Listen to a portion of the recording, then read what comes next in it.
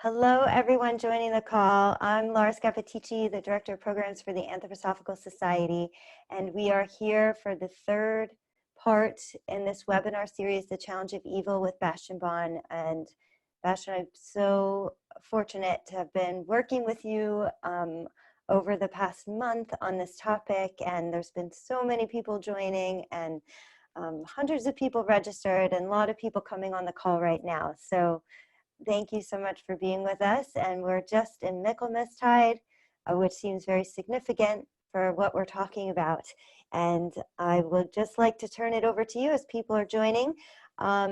First, if people could use the chat, we like to know where people are in the world joining us from. So if you can use the chat function and just tell me where you are. Bastiaan and I are across an ocean from each other. I'm up here in Northern California, and Bastiaan, you want to tell everyone where you are? Can you tell folks where you are? Let's see. Yes, I see it. Yes, the Netherlands, Wisconsin, Rhode Island, Denver, Auburn, Alabama, Putney, Vermont, Idaho, Calgary, hello, Canada, Short Mountain, Tennessee, that sounds pretty cool.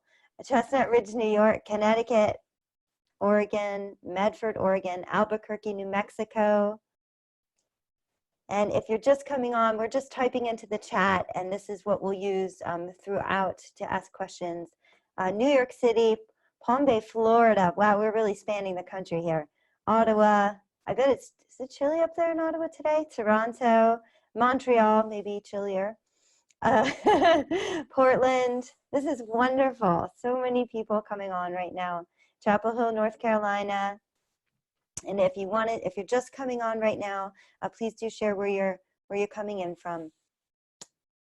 And I think maybe that's it. So I'm going to turn it over to you, Bastiaan. Thank you so much. We won't have any slides at the beginning, which means we'll be transitioning into three slides a little later on, and the transition might not be so smooth. So please bear with me as we do that. So I'm just going to turn it over to you now. Thank you, Bastiaan. Hello, Laura and others. Laura, you are preparing for your birthday tomorrow. My birthday present to you is the redemption of evil. Well, and a few others who join the webinar. After and during the second webinar, there came a lot of questions, and they showed me how it goes with the theme of evil. Evil is a never-ending riddle. You have a few answers, and as usual, the answers provoke new questions. And that the reason why is we are surrounded by all forms of evil, and as soon as you think, I begin to understand something of it, then it shows itself in another form, omnipresent, and very difficult to see through it. I will also include a few of the questions, although again, the questions went in so many directions that I certainly will go individually to several of the people who asked specific questions. When Rudolf Steiner used the expression in the future, in the near future, he said at the beginning of the 20th century, there will be a culmination of evil. This expression shows already that any simple statement about redemption of evil is just an invitation for illusions. So, although I chose the term redemption of evil, in fact, it's too early. And at the same time, just as everything else for the future, we have to prepare now in order to be ready for the future. And we can begin here and now with these preparations. First of all, in order to be prepared and to stand on solid ground without illusions, I want to go back to our very first steps that we made in the first webinar, which had the title To Know Evil, Knowledge of Evil. Remember, it's a part of the old biblical expression, knowledge of good and evil. This, the old story of the apple. Yeah? And in fact, we all took a bite in the apple. It's not just he or she, all of us. And in fact, we cannot do as if we did not bite in the apple. We have to go further, and we have to go on chewing, so to say, this understanding, this knowledge of good and evil. Now, for me, the interesting thing is that many questions came back to this central theme of knowledge of evil and being consciousness of evil. I read a few of these questions. For example, what to do if my thoughts become a wild jungle? So it's easy to think that thoughts can be a tool, but my thoughts go all directions. How to tame my thoughts? Another question, what about attacks of evil during sleep when I'm not conscious? What about friends or family members who are plagued by negative thoughts? How can I overcome negative thoughts? Somebody wrote yesterday, I stepped unprepared, unconsciously over the threshold of the spiritual world. What can I do afterwards to balance out? So all of these questions go in the direction of, in order to understand evil, I have to develop clear thoughts, clear consciousness. And in fact, this is the most basic of all the basic exercises that Rudolf Steiner gave. Many of you will know the practice of thinking in the first of 6 basic exercises, where Rudolf Steiner gave tools, so to say, to develop a consequent, logical thinking, just beginning with a tiny object. And this clear, objective, concentrated thinking is of course still far away from thinking about evil, but, and that's the essence for me, as soon as we begin to grasp this faculty of thinking, we have the one and only faculty in our human being that has the possibility to develop freedom. In our feeling life, it's always a little bit like, well, what do you feel? Sometimes difficult to express, let alone our willing life that's completely unconscious or subconscious. But in our thinking, we have this tiny little part of us where we can step back and look at something or someone, like the adversary power, from a distance. I recommend, but it's already in the list of references, the beautiful work of Michael Lipson, Stairways of Surprise, where he shows out of decades of working with these 6 basic exercises, where he describes them. Now, in our second session, the next step was Well, thinking about evil and knowledge of evil is necessary, but more is needed. In order to confront evil, to work with evil, we need to be in good company. We have to look up into a higher world, into helping beings, just as Michael himself, when he confronts evil, he himself looks up at a higher world.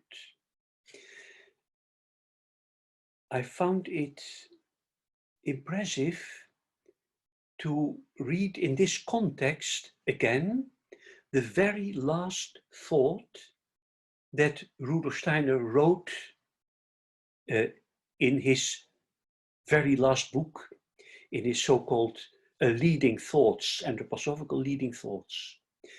And in this very last expression that he used in his very last letter to the members, he says, he writes, the human being can come in contact with the under nature,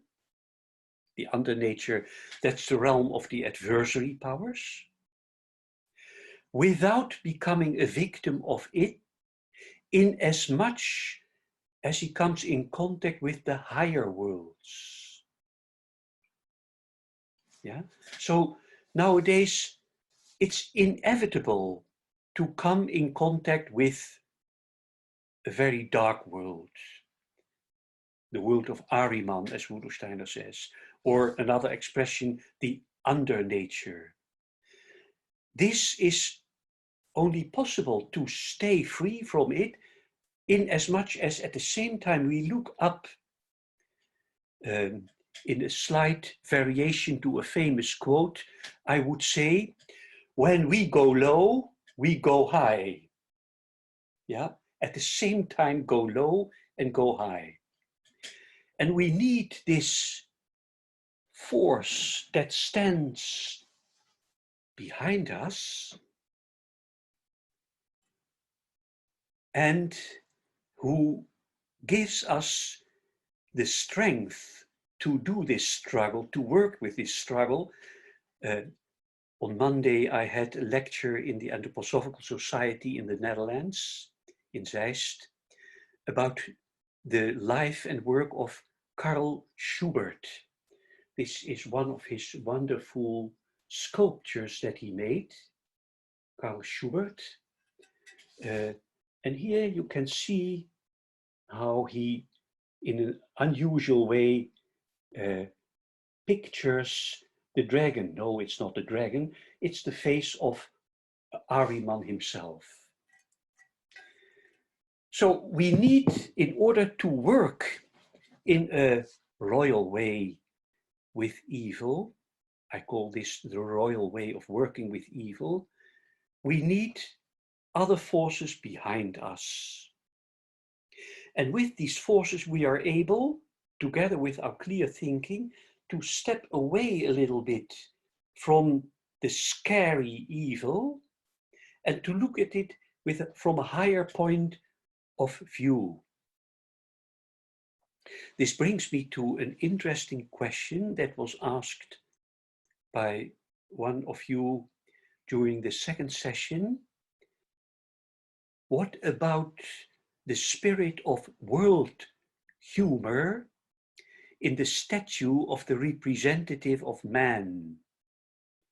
When you look at the whole image of this sculpture, you will find somewhere high at the top another face looking down from the highest point of view. And when Rudolf Steiner was asked, what's that? Then he can call it world humor. He never said anything more about it. Well, he said that it kind of counterbalances the forces in the whole of the sculpture. The question now was, after the second session, is this world humor somehow also part of the the confrontation with evil, dealing with evil. Who is he? Or is it a she? I don't know. Yeah. In each case, I don't go into the details of this sculpture anymore, but when we have to deal with evil, I make the question human again. Humor can be an excellent tool in stepping back, so to say, and to see evil from another point of view.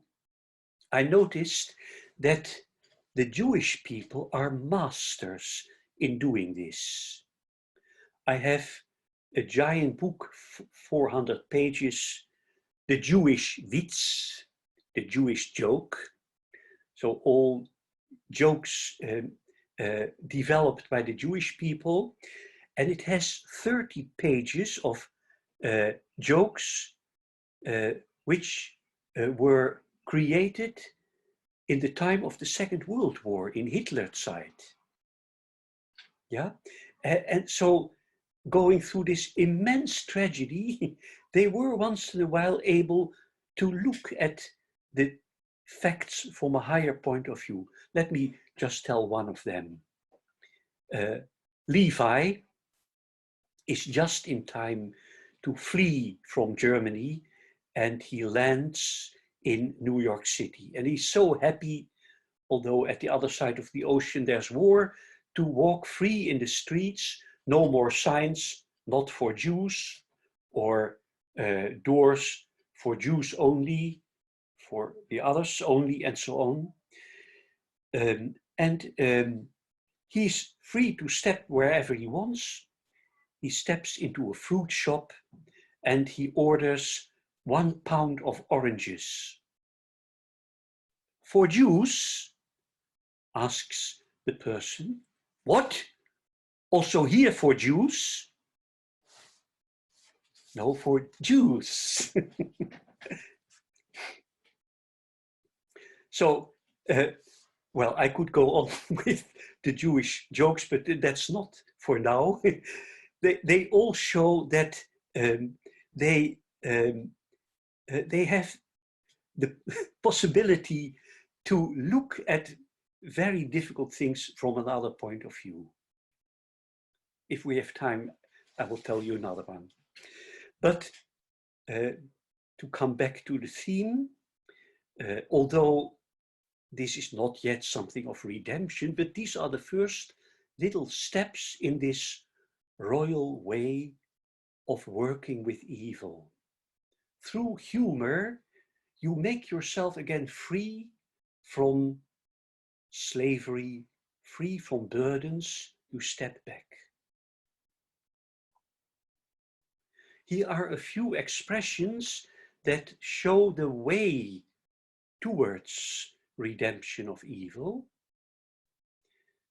I ended last time with an expression that is used in Australia, where they say, when you are in the zoo, don't feed the animals. You understand? Yeah, when you are confronted with the beast, with the animal, don't feed them. Something similar was said by Ita Weekman. I will come back to her at the end of this talk. When she was asked at the time that she was attacked by many, many people for her special way of working with anthroposophy, why don't you react to all these accusations, to all these attacks? She answered, Rudolf Steiner taught me, don't feed the demons, starve them. Another expression. The German expression for something similar is Geduld frisst den Teufel. Patience eats the devil. The devil is not good at patience. He doesn't like it. He cannot stand it, so to say. This applies especially to the form of evil that is inside us, inside each of us. And now I want to come back to one of the themes of the second webinar, the doppelganger. We have a sculpture, an image of a sculpture that a friend of mine made that shows this being that goes with us all the way, all the time, a lifelong.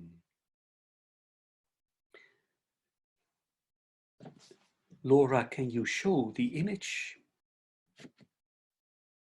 Yes, hang on 1 second. Okay. And in the meantime, I will describe how in working with this theme of the doppelganger, how I began to understand how to work with this being in the course of the time. In this sculpture, you see the human being bent under the burden of the double. This sculpture is called the double. In fact, this is the way we usually suffer under ourselves. It's not the royal way of working with evil, working with the double. Now, after having lived for a year intensively with the, so to say, the homework of working with evil in myself, I wrote a poem that showed to me how this being can begin to become redeemed. I translated it in English, although it's written originally in Dutch, and it says something like this. The double. I am crooked and bent by burdens which are my lifelong task. There is no light, no face, only a voice accosting me. I will not let you go. That's what this double says to us. I stay with you all the time. I will not let you go. I ask and seek. I plead and curse. I will not be the slave of my dark likeness. But quite unmoved, he says, without compassion, I will not let you go. He looks at me, his face obscured, as if a cloudy sky from which it steadily rains. And suddenly, as if the clouds tear open, he calls to me, I will not let you go unless you bless me.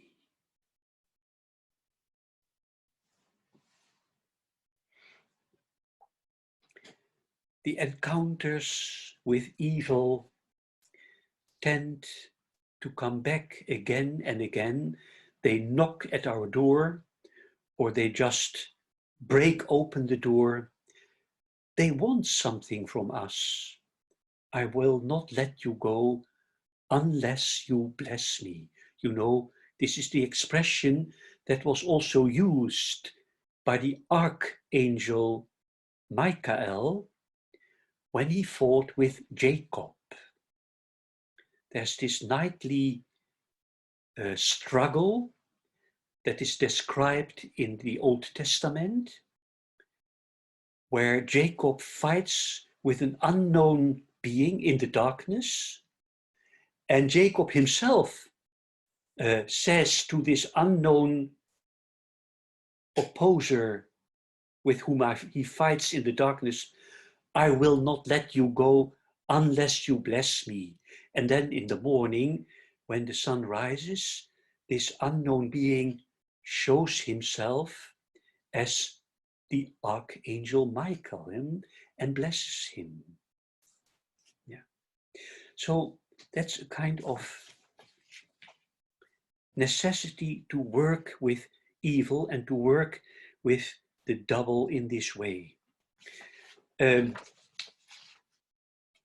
Something similar, we can put it away, Laura, this one, is expressed in a little Dutch children's rhyme. Even children somehow know about the double. I've often heard children doing very bad things and then afterwards saying, that was not I, that was my dark twin brother, or that was the gnome who said it to me, and so on. Yeah, there's a little children's rhyme about the hunchback, the little hunchback, and the rhyme says that this hunchback, the little hunchback, spoils everything the child does. When the child should be quiet, the hunchback begins to sneeze. When the child should be very careful, the hunchback breaks the dishes. When the child should be quiet, the hunchback begins to steal, and so on. But when in the evening you kneel down to say your prayers, and now comes a little part of this little story, the little hunchback suddenly asks and politely touches his cap. Dear little child, the Lord be with you. Pray for little hunchback too. Pray for me. There is, so to say, a tiny, tiny thread of the beginning of the redemption of evil. And indeed, evil comes back as long as it is not yet redeemed. Now, let us jump into the far future and see how people who are ahead of us work with evil. I read a few lines that Rudolf Steiner wrote in his notebook early in his work. This is from 1904, where Rudolf Steiner made a note about the way the masters work with evil. The masters, that's another expression for the great initiates. Here is the quote.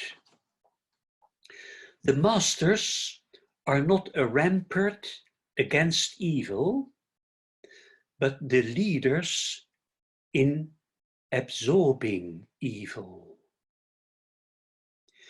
We should not cast out evil, but just take it up and use it in the service of the good. And now Rudolf Steiner makes a comparison. The rage of the lion remains evil only as long as it is used by the lion in an egoistic fashion. If some conqueror could use the rage of the lion to accomplish social service, then it would be beneficial. Therefore, what is evil can be recognized as unreal. Evil is only a misplaced good. Only when one recognizes this fact is spiritual alchemy possible. In a very short form, this far future which is realized already by the masters, by the great initiates, who first of all know evil is the misplaced good. These are all originally the forces of the good, so to say, turned upside down. We have to work with these forces and put them at the place where they belong. Now I remember Mahatma Gandhi, who said, how was it? The most powerful force on earth is the force of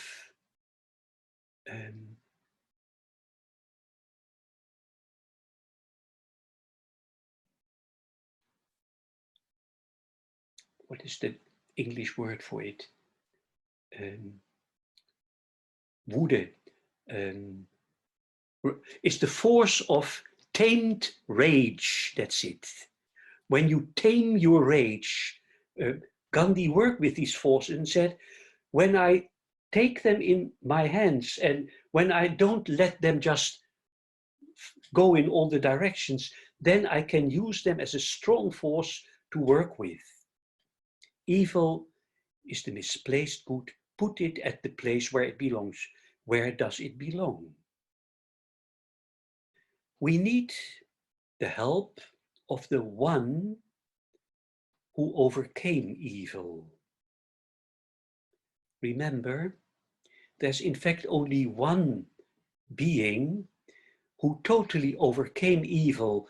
It is expressed in the so-called descensus ad inferos, going into hell on the Holy Saturday, where Christ, after his death, goes into the depth of the earth, into the heart of the earth, he says, from where he rises up, from where he redeems, in principle already the earth, in principle already us and his whole creation. Why? He comes back from this descensus ad inferos, this going into hell, with the keys of death and the adversary powers. In the Apocalypse, he says to John, I have the keys of Thanatos kai Hades, of death and the underworld. So Christ, in his going through the darkest part of creation that has turned away completely from the divine world, Christ enters this realm and overcomes this realm. There is a wonderful image again of Christ putting the forces of the adversary powers at the place where they belong. Laura, you have this image of Chartres. Yes. A wonderful sculpture in Chartres. No, that's not him. But the next one, yes. When you stand in the outside the giant cathedral of Chartres, in front of one of the doors, you will see at the north entrance Christ standing on two animals. It looks like animals. By the way, when we stand there, our face just comes at the height of these two. So we have to look high up in order to see Christ. But these two creatures who are at his feet, they are at our height. Laura, perhaps you can show the detail. That is the next image. there they are. There they are, the two adversary powers. And look how nice they are. They are tamed. They are content. It's as if they say, well, we like it here. This is not a bad place. You see, everything that is scary of these counterforces is taken away because they are at the place where they belong, overcome by the light of Christ. So in order to overcome evil, we need consciousness, we need the help of someone else, we need to put it at its place. And now the next step, we even need the help, this sounds strange, of evil itself. Perhaps, Laura, we go back again. I mean, we go back to me. Yeah. In order to overcome evil and to put it at its place, you need even help of, and here I have to introduce another very interesting story. We need even the help of the grandmother of the devil. This is a quite interesting and amazing fairy tale that has the title The Three Golden Hairs of the Devil. I have to make a long story short. You will find the reference in the books and articles that I have at the end of the lecture. The fairy tale, The Three Golden Hairs of the Devil, tells that the hero of the story has to do an impossible job. He has to go into hell, and he has to take 3 golden hairs of the devil and bring it to the king, together with the answers to 3 impossible riddles. In order to do this, he needs the help of the grandmother of the devil. And here the fairy tale of Grimm has an interesting expression. When the hero of the story goes into hell, he first of all finds the hell more or less empty. The devil is not at home at the moment. Of course, he has the whole world to go. However, his mother is there.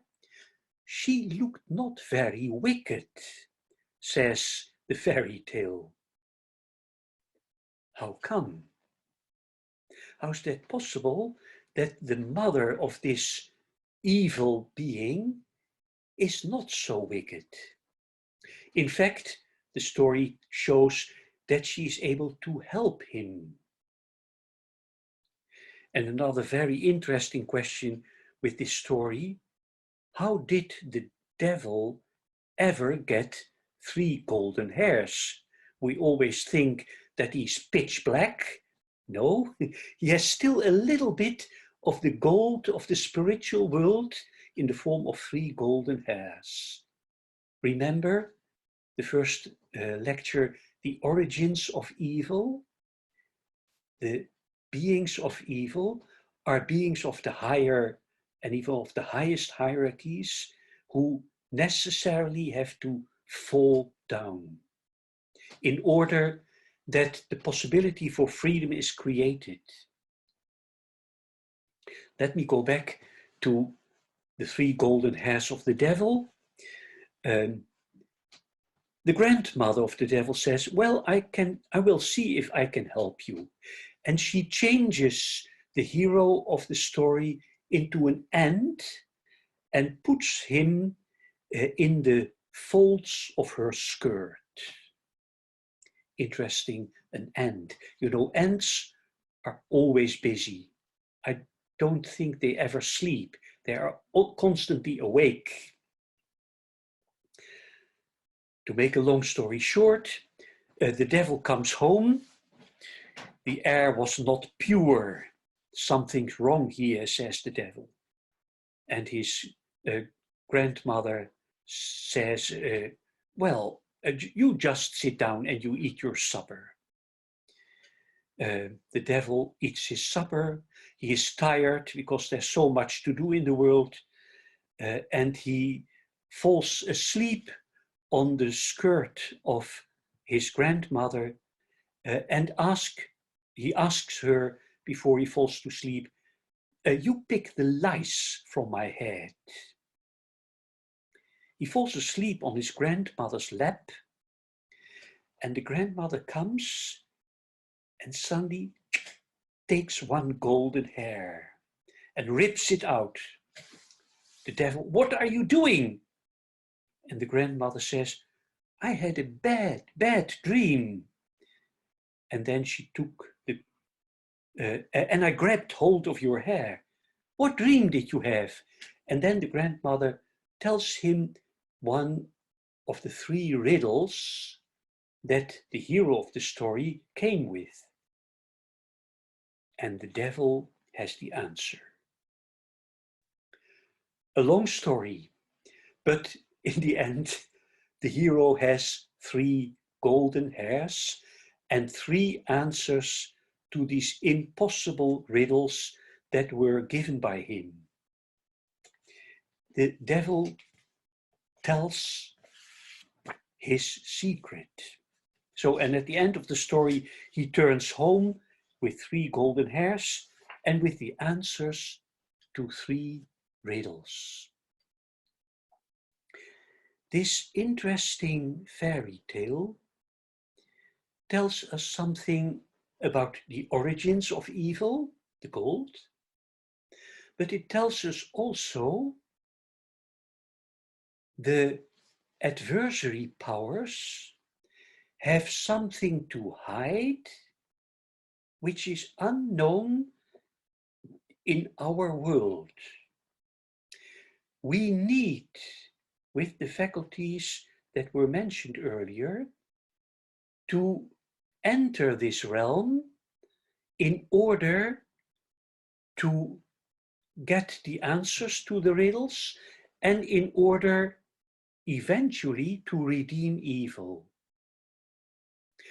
So in fact, 3 worlds have to work together for the redemption of evil. Human beings, the gods, the hierarchies, and the demons. These 3, of course, originally and essentially belong together.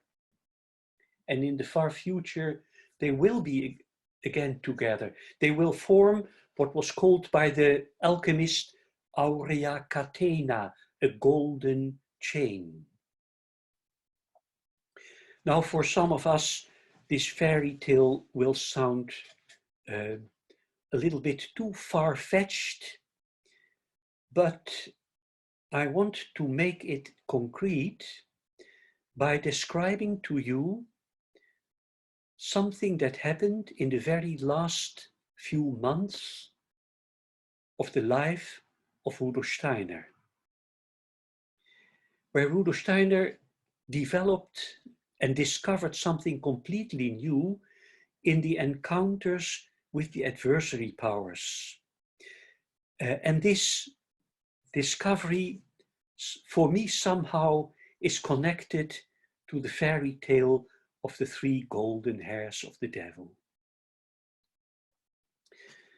This last part of the life of Rudolf Steiner, in fact the last month of the life of Rudolf Steiner, was described by Ita Weekman, the medical doctor who accompanied him in these last month. She wrote down what she experienced and put all these notes in a suitcase that was put in a safe, in a deposit in Basel. And only in the 90s, when Emanuel Zeilmans had written his three volumes of the biography of Ita Weekman, only in the 90s, this safe was opened, this safe deposit was opened, and people found this whole series of letters between Rudolf Steiner and Ita Weekman, notes of Ita Weekman of these last encounters with Rudolf Steiner. And Emanuel Zeilmans, who by the way was the godchild of Ita Weekman, he had a very special karmic relation with her, he had to begin once more, and in fact, indeed, he wrote this fourth volume, The Strengthening of the Heart, it is called, but you will see it in the references. Let me take a few notes of Ita Weekman, who shows what is extraordinary in the encounter with the adversary powers that Rudolf Steiner had on his deathbed. In the mornings, when he woke up, he had impressions of these encounters. They were often terrible. There are notes that are very strange, like a note, even a drawing by Rudolf Steiner, Demon's Breakfast, it says. What is the breakfast of the demons? So several notes, but the way Ita Weekman understood it is as follows, and now I quote her. Demons hide their intentions. Only human beings can wrest these secrets from the demons. Only human beings can get to know these secrets. The gods are waiting for these secrets which human beings can offer them. And the gods are the ones who can solve these riddles, who can unriddle the secrets of the demons. By offering these captured secrets to the gods, the evil of those demons is conquered, so that spiritual light can shine where the darkness ruled. So here is for me the expression of these three worlds belonging together. There's the initiate, who is already on his deathbed, preparing for the step into this, the final step into the spiritual world. There are the gods. The demons are far away, so to say, from the gods. They turn their back to the gods. And the gods are waiting for the riddles, for the golden hairs, as the fairy tale tells, of the devil that the human being has to grasp, to find. These are riddles for us too. So don't worry if riddles are left over after these three sessions. There will be riddles all the time. Yeah. However, we need to, in our encounter with evil, we need to take these riddles and to offer them to the gods. They can solve these riddles.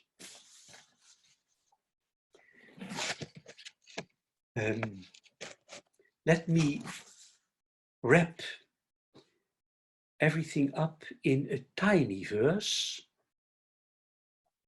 And then there will be time left for, well, I think one example to make it concrete.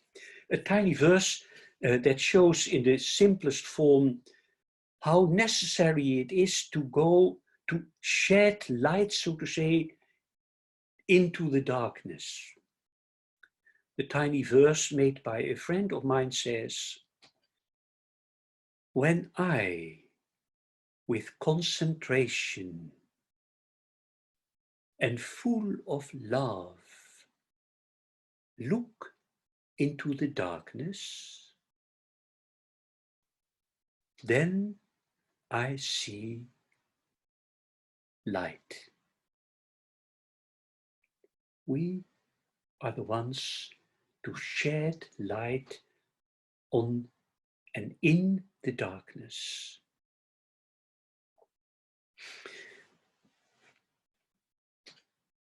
Let me end with an experience written down by one of my colleagues, Joachim Zudow, one of the earlier priests in the Christian community, who from his childhood on was scary of darkness, was scary of all forms of evil.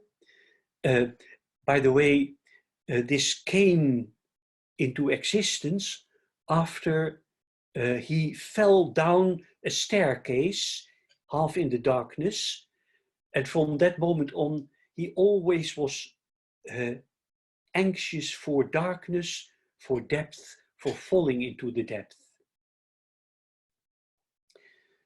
And out of this experience, there developed a dream, a nightmare that came again and again and again.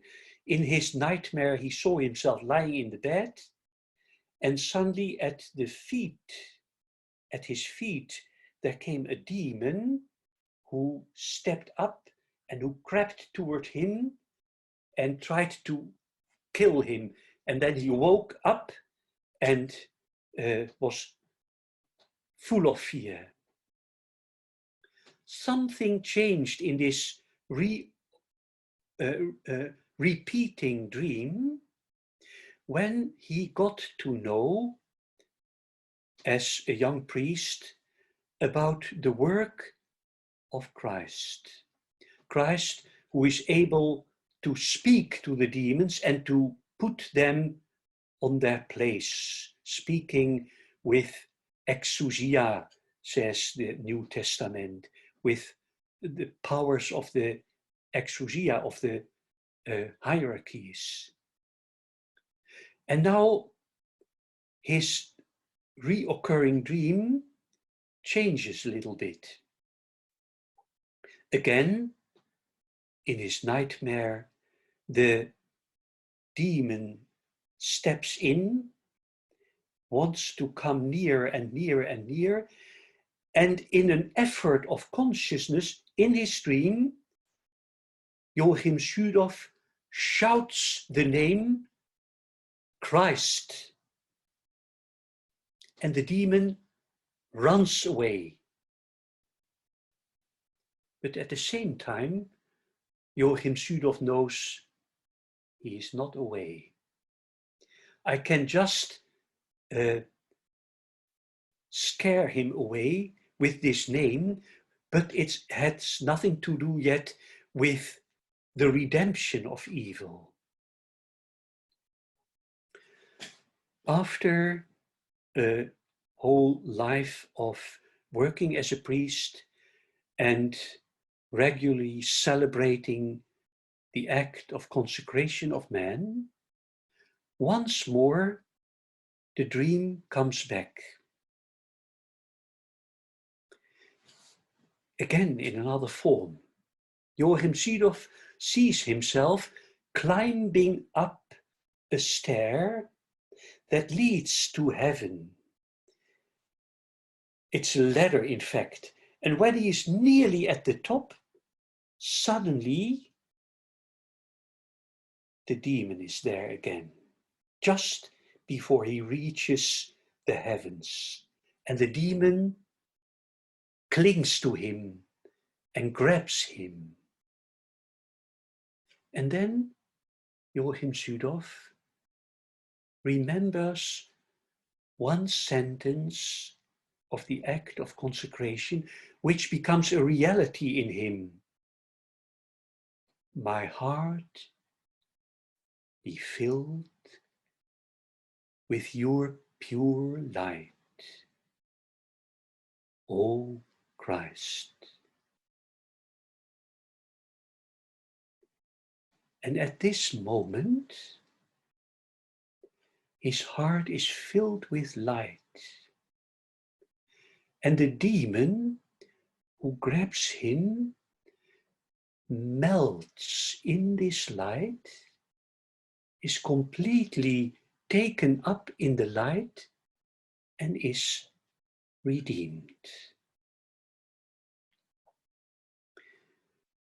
For those who think that this is again just a dream, let me bring you out of the dream. Joachim Südow had a very hard last time of his life when he had an illness where, what is the name of it? Where he was paralyzed. And the paralyzing began in his feet and went up and up and up and up and up.